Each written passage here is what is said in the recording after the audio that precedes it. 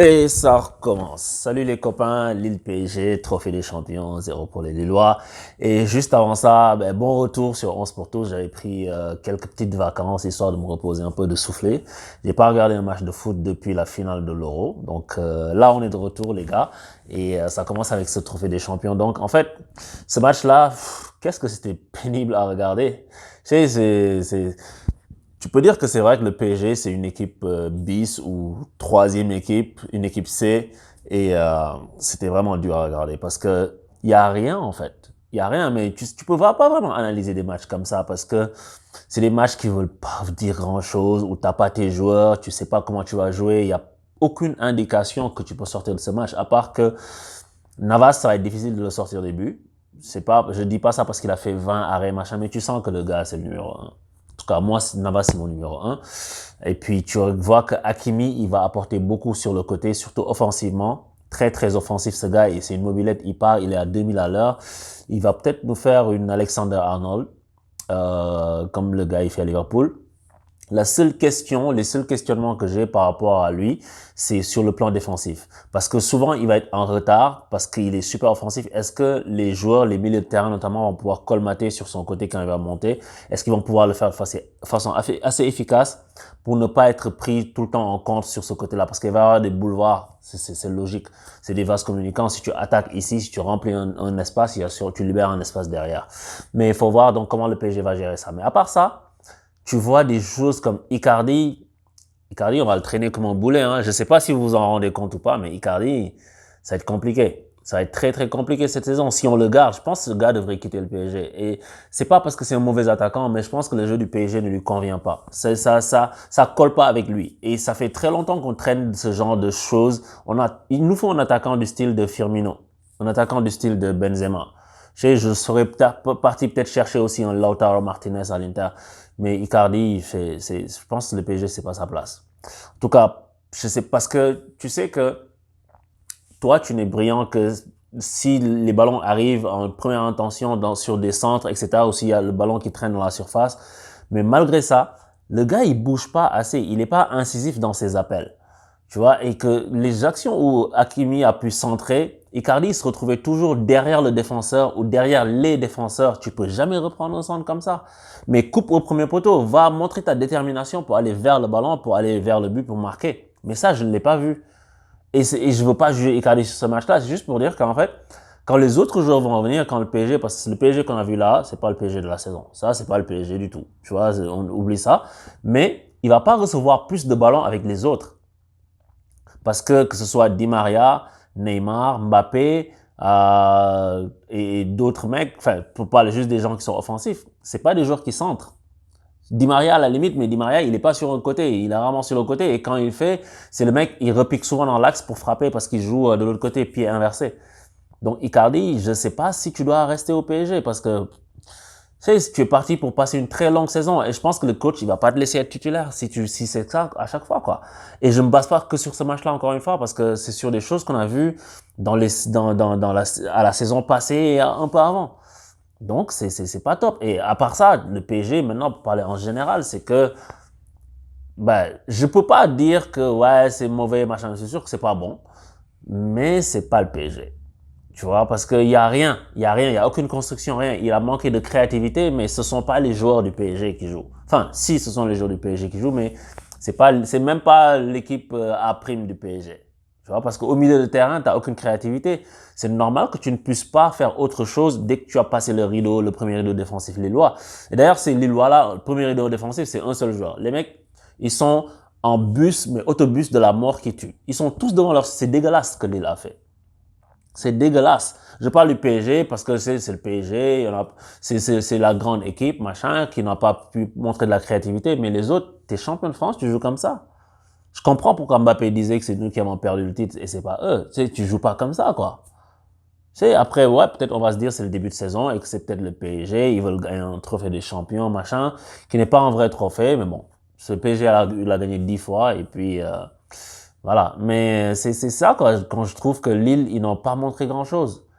Rien du tout. Genre juste une action en corner, le mec il fait une passe en retrait, le gars il frappe, magnifique frappe, but. Mais à part ça, quoi? Que dalle, nada. Tu comptes juste sur quelques petites contre-attaques pour faire... Non, c'est indigne, en fait, je trouve, d'un champion de France. Pour parler de façon vraiment juste, c'est indigne d'un champion de France. Après, le PSG aussi, c'est une équipe qui manque d'imagination, surtout face à une équipe qui est regroupée comme ça. Si t'as pas un joueur qui est capable de créer un décalage, de dribbler, de porter le ballon, ou bien une combinaison rapide, tu peux pas y arriver. Et aujourd'hui, il n'y a pas eu d'urgence dans le jeu. Il n'y a pas eu d'intensité ou genre de vitesse. Le ballon, on lui a pas donné assez de vitesse. Et ça s'est vu, en fait, parce que les Lillois, tu pouvais pas les prendre à défaut parce qu'ils lisaient parfaitement tes actions parce que tes actions n'étaient pas surprenantes et n'étaient pas rapides. Ça fait défaut au PSG. Et les centres aussi, c'était pas top, même si Icardi, il fait pas de bons appels. T'as l'impression qu'il fait un contrôle, le ballon, il est à 3 mètres, contrôle américain. Tu sais pas ce que tu vas faire avec lui. Tu sais, les mecs, ils frappent pas de loin parce que ça pourrait permettre à forcer la défense lilloise à sortir. Mais voilà, mais après, je pense que le PSG, ils ont joué avec leur qualité. Les joueurs qui étaient sur le terrain ont joué avec leur qualité. Et leur qualité, c'est pas de faire sauter des verrous. Non. Ça, il faut des Neymar, des machins. En tout cas, des joueurs dans ce style-là. Après, ma seule inquiétude, et pour l'instant, je peux pas le savoir, parce que tant qu'on n'a pas vu encore quelques matchs avec, quand tous les joueurs sont là, on peut pas le savoir, c'est que le PSG soit tenté de laisser juste Neymar faire le jeu. Et je pense que c'est pas vers ça qu'on s'aligne, parce que ça, c'est le même problème qu'on avait eu l'année dernière, où tu prends Neymar, tu lui demandes de dribbler la terre entière, de remonter les ballons. Verratti doit le faire. Si Verratti peut pas le faire, Wijnaldum va le faire. Et Neymar doit être dans les 35 derniers mètres pour faire des différences. Pas plus bas. 30-35, pas plus bas. Pour faire des différences, créer de la vitesse, mais il faut que ce soit dans un cadre collectif. Et à la fin de la saison dernière, c'est ce que je disais. Je disais que c'est ça qui manque au PSG. C'est-à-dire que Neymar, son talent, on doit l'utiliser au sein du collectif. Mais souvent, les autres joueurs, ils le regardent faire parce qu'ils gardent trop la balle, parce qu'eux, ils sont statiques. Donc, si le PSG, cette année, va avec un collectif beaucoup plus huilé, va avec une idée de jeu beaucoup plus collective, on peut se servir du talent de Neymar au maximum. Et Mbappé, j'en parle même pas, parce que lui, si tu le sers en profondeur, il va te faire quelque chose. Après, s'il n'y a pas de profondeur, il faut un jeu rapide, et dans les petits espaces, tu peux le trouver, il est assez efficace devant le but. Mais ça, c'est si Mbappé reste au PSG. Moi là, en fait, là, à l'instant T où je suis, je suis un peu fatigué de Mbappé. J'ai envie qu'il parte, en fait. Je pense que ce joueur doit rester au PSG, nanana, mais je pense que ce joueur n'en a rien à faire du PSG. Et je sais que j'avais dit que j'allais faire une vidéo sur Mbappé, mais le mercato n'est pas encore fini, on verra. Mais voilà, ce qui part au Real. Qui part au Real, tu vas prendre Haaland, et puis pour remplacer Mbappé, tu vas chercher un joueur du style de Mané. Ou des gars comme ça, tu vois. Parce que t'as mis $0 pour Ramos, Wijnaldum et puis Donnarumma. Mais voilà, quoi, tu peux faire quelque chose. Mbappé, s'il veut partir, s'il veut pas prolonger, il faut qu'il parte. Tu le vends, tu encaisses tes centaines de millions, et puis ou tes centaines de millions, et puis tu remplaces comme ça, quoi. Tu préfères l'avenir. Parce que tu peux pas être avec un joueur qui s'inscrit pas sur la durée et qui sert de toi comme juste un tremplin. Donc ça, c'est quand le retour de Mbappé sera là. Mais encore une fois, ce match-là, il est difficile à analyser comme ça parce qu'il n'y a rien à dire à part le PSG n'a pas eu de créativité et Lille, ils sont restés juste devant leur but. C'est tout. C'est tout. Pas de vitesse, rien du tout. Wijnaldum a essayé d'en apporter un peu vers la fin, mais c'était trop tard. Mais c'était pénible à regarder. Honnêtement, c'était pénible à regarder. Bravo aux Lillois quand même parce qu'ils ont gagné un match. Et puis, le football, le plus difficile, c'est de la mettre au fond. Mais c'est pas un match qu'on va retenir à mon avis.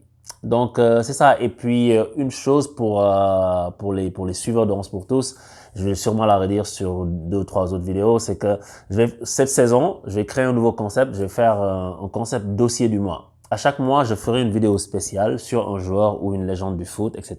Et je parlerai de lui, j'expliquerai pourquoi il est en stade où il en est, etc., etc.